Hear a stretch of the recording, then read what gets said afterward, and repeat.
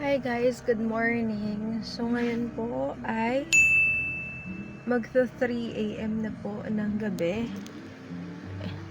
Ay ng madaling araw pala.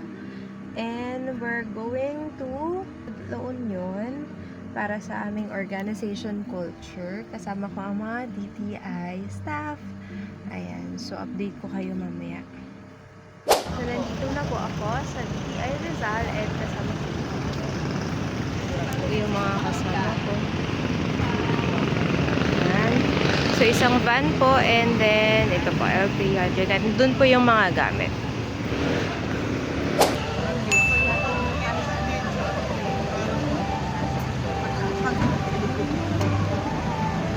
Dito na po kami sa La Union after 3.5 hours ng biyahe.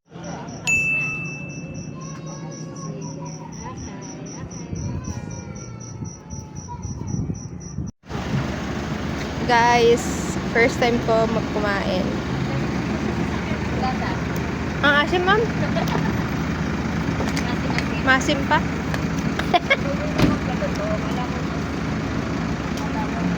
Ang tawag nila dito ay mulberry.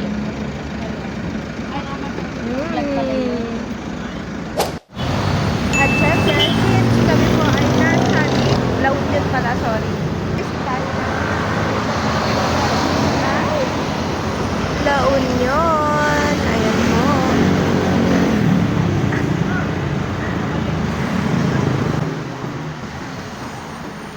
And po si Marco bumababa. At si Binibining Joy. Kagalang-galang na Joy. Alalayan, baka madapa.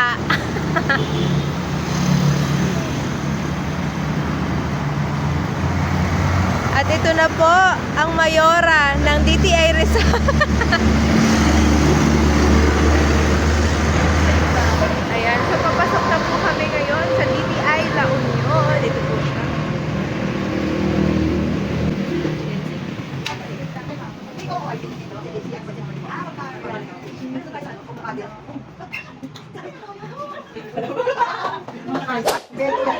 Meron sila dito shawl.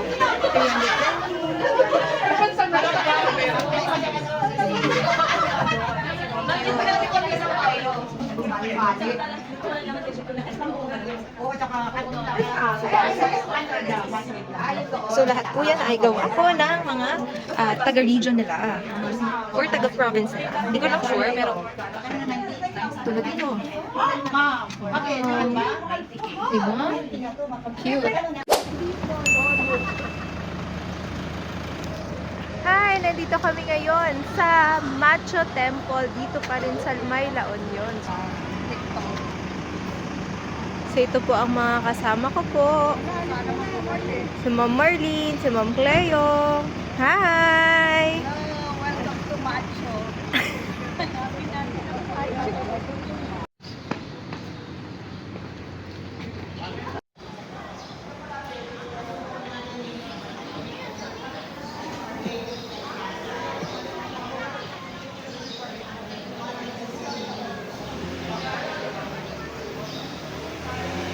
Dito na po kami sa loob ng Macho Temple.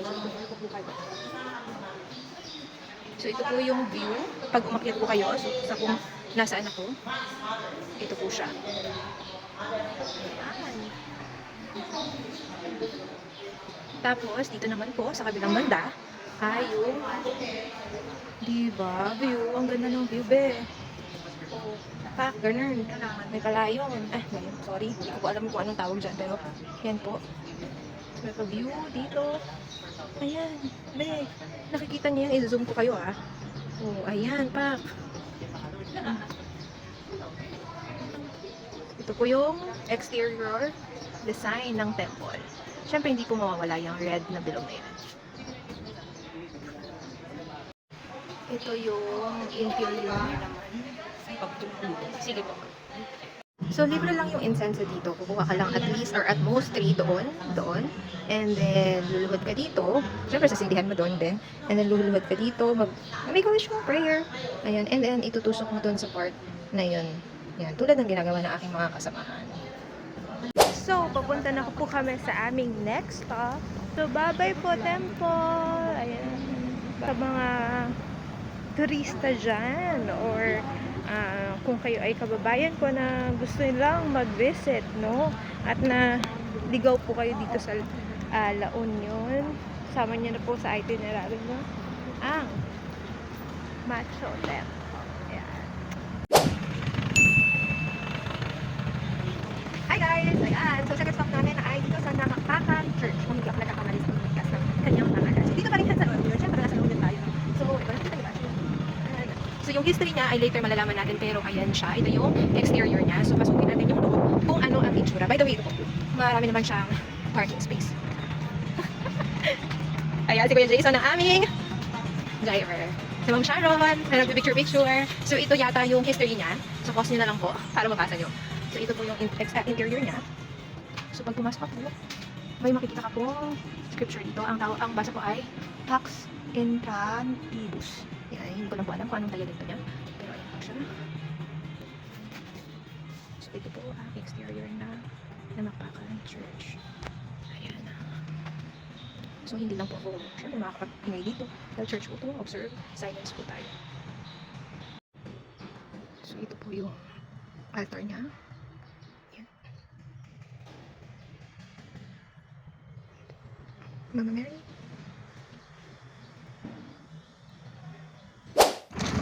Guys, nandito kami ngayon sa bahay na bato. Ayan. So, nakikita niyo po yung aking background. And, ang kinaganda niya ay ano mo, makikita mo na yung beach. Yan. Papakita ko muna sa inyo. Yan, di ba? Yan yung bahay na bato. And then, ito yung beach. Bantayan ng La Union, Luna La Union ay ipinamahagi bilang pambansang iyamang pagkalinangan. So, pag pumasok ka dito sa bahay na bato, ito yung entrance niya. So, ito yung makikita mo. Ayan, bukas po yung diba? So, ganito naman siya sa likod. Ayan yung likod niya. So, isang bilog lang siya ng paikot. And then, ito yung view mo. Yan. Diba? Bongga!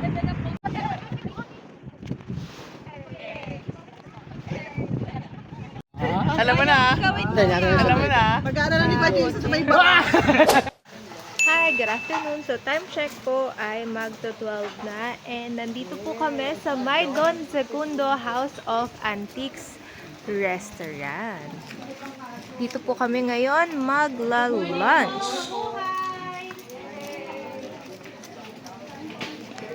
Pasok mo doon sa entrance nila ay ito ang makikita mo. So, ayan.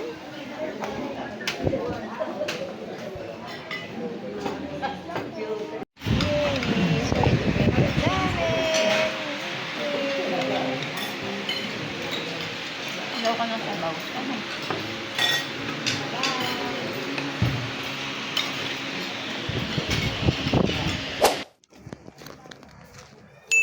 Hi! So, after lunch ay dumiretso po kami dito sa Bato de Luna. Ayan po yan.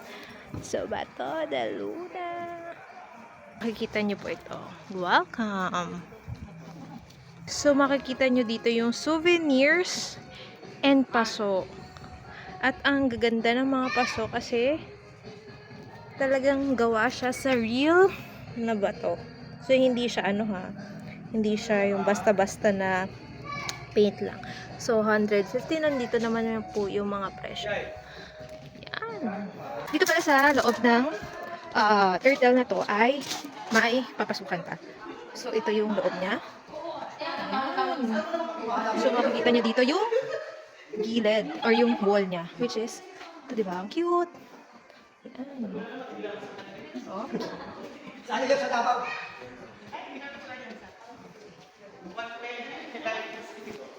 so, ito pa yung taas niya. Wow! Solar system. Tapos may parang wheelchair ata to. nandito yung, wow, ganda. Live your life like a tortoise.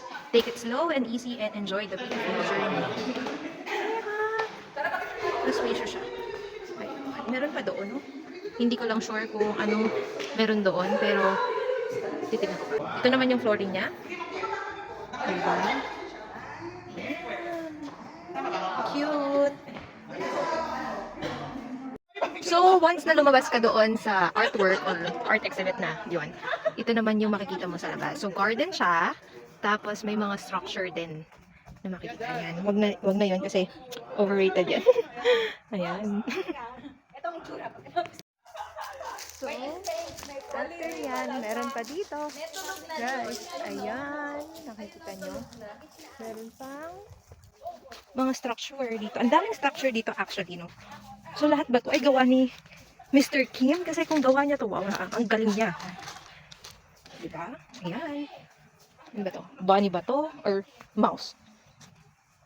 Tapos, meron ulit botanding. And then, yung skeleton. Diba? Cute. Cool. Siguro mahilig si Mr. Kim sa mga sea creatures. Kasi puro sea creatures yung nakikita. Ganda ba?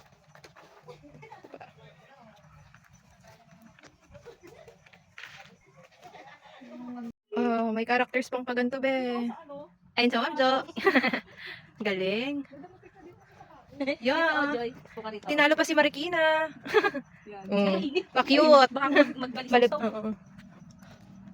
So, ito naman yung sa other side ng art exhibit or yung tawag doon, art room. Ayan. Oh my God, may egg pa doon, oh. May egg. Ay, nice, no? Parang art, ano yung art island ba yun, ma'am? Hindi pa ka lang, oo. Oh, yung ganda ng turtle. May turtle pa doon. Ito, di ba? May sea creatures na naman dito. Shark! Oh my God. Oh. Diba? Nice. Kudo sa'yo. Mr. Kim, ang galing mo. Be. Hello, guys! Again! So, pang ilang stop na to, hindi ko na matandaan. Pero time check po, 1:20 at nandito po kami ngayon sa Bahay na Bato. Nilang open art gallery. So, open daily po sila, 7 a.m. to 6 p.m. General admission, I think 50 pesos. Senior citizen with ID discount. And below 2 years old naman ay free. So, ito po ang papasukan ko ngayon. Ayan, diba? Ang bongga. Ang detailed na naman ang aking lalakaran. O, diba? So, meron ditong gallery. Tapos, meron din ditong, yan, ito yung mga makikita mo, museum, art gallery, Pebble Beach, view deck, at yung bahay na bato. So, very cozy dito, no? Refreshing. Ang refreshing. So, ang refreshing ng lalakaran mo, hindi ganun kainit. Kasi may mga shades. Tapos, ang daming puno.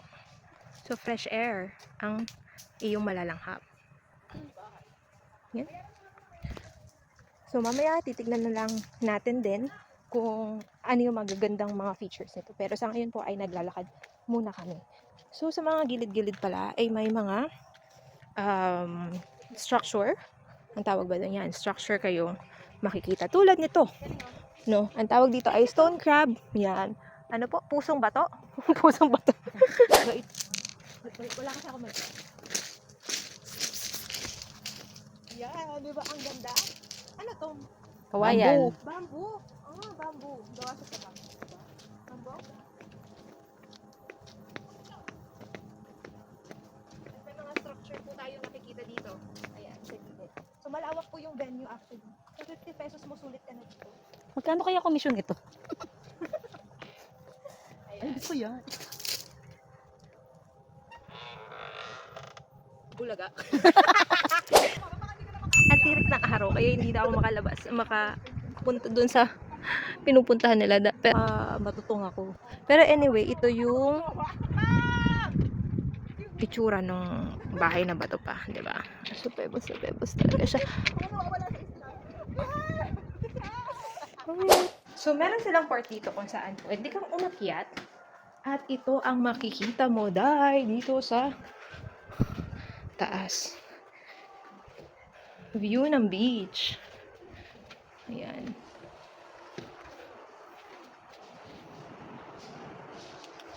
So, dun ako galing kanina. Ayan. So, umakyat ako. Naglakad ako dyan. Tapos, umakyat ako dito. So, nandito naman po kami ngayon sa Museo 2. Ayan. So, ito po ang makikita nyo pag pumasok po. Museo, repurpose, recycle, revive, reuse, reclaim, restore. So, puntahan natin itong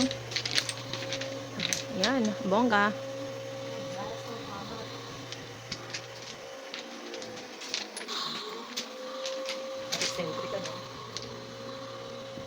May mga dogs, may baboy, may basket, may owl. Lahat yan ay repurpose, reclaim, restore. Itong mirror. Selfie mirror. Selfie mirror.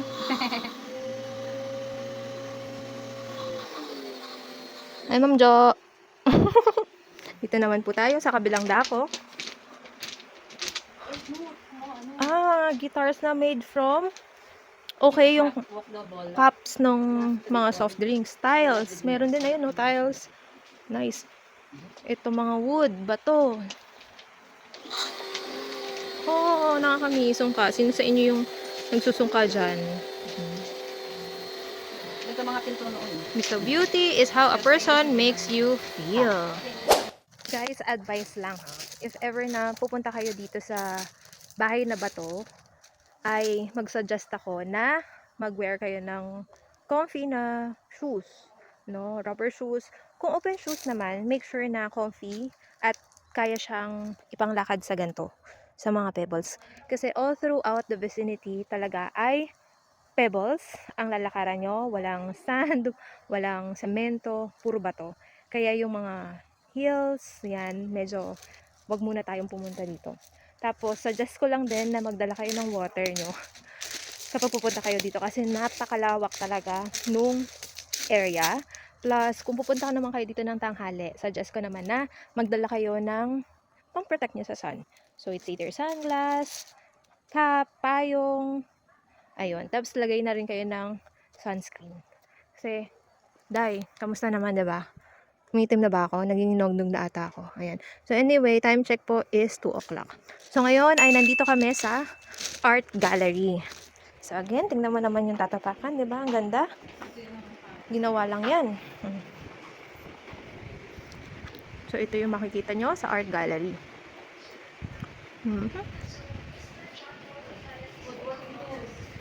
Ayan po.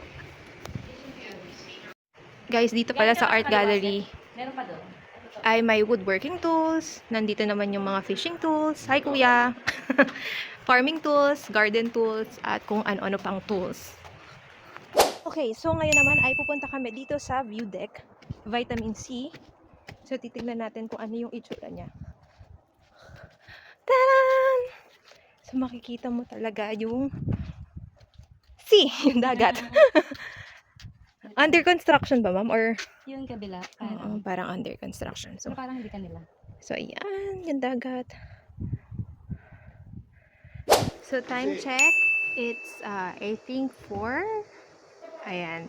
So, nandito na po kami sa aming pagsustayan for 2 days and 1 night dito sa may La Union. So, ang tawag po dito is LU Beach House. So, ito po. Ang itsura niya. Ito yung itsura niya sa labas. Ayan. Tapos, ito ang itsura niya naman. Ito yung parking niya. 2 car yung pwedeng ma-parkan. Ayan. Okay. So, itutour ko kayo actually doon sa loob ng beach house na ito. Okay? Wait. So, ito yung loob ng beach house. Ayan.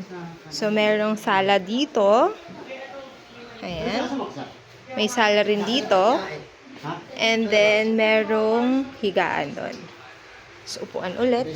And then, may TV. Yan. And then, ito yung kitchen.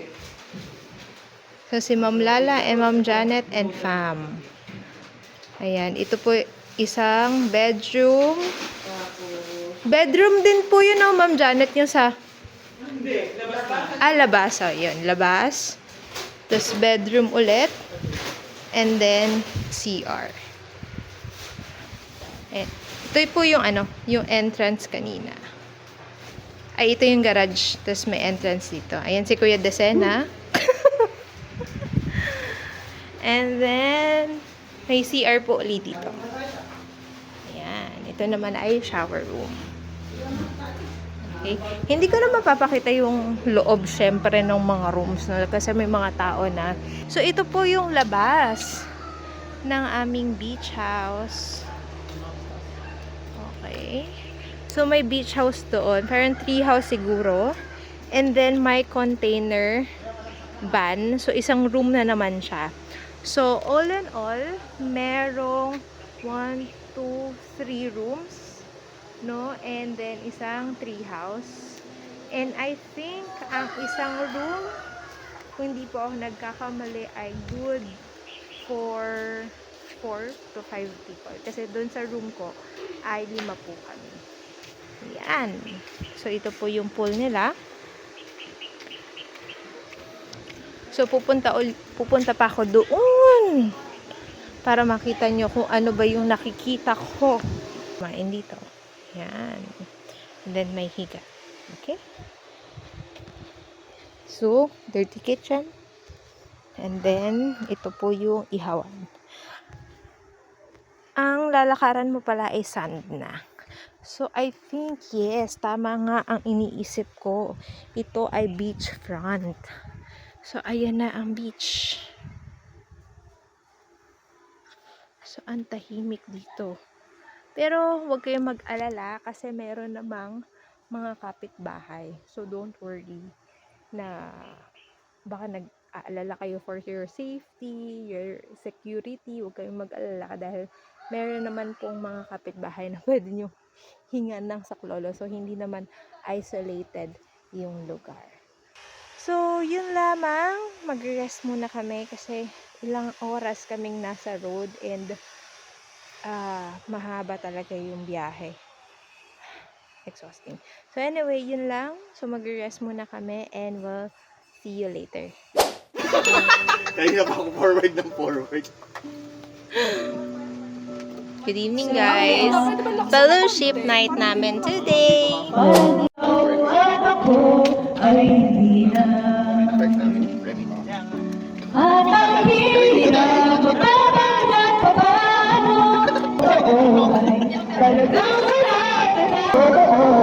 Talagang wala ka na at kung bukas pamulat na makita na ay mahal ka na iba, wala na akong magagawa. Frozen tears, it was hard through the years. I never give up, never one of my dreams. Love's still alive and God only knows. When I'm in love, it will be for better. I'll give you my heart, for I can never hold you more than I do. No man can never love you, know it's true. San Miguel, let it go daw si Mark. Let it go, let it go. Let it go. Bakit may pag-pass mo? Ano next lang? Ito, may isa pa.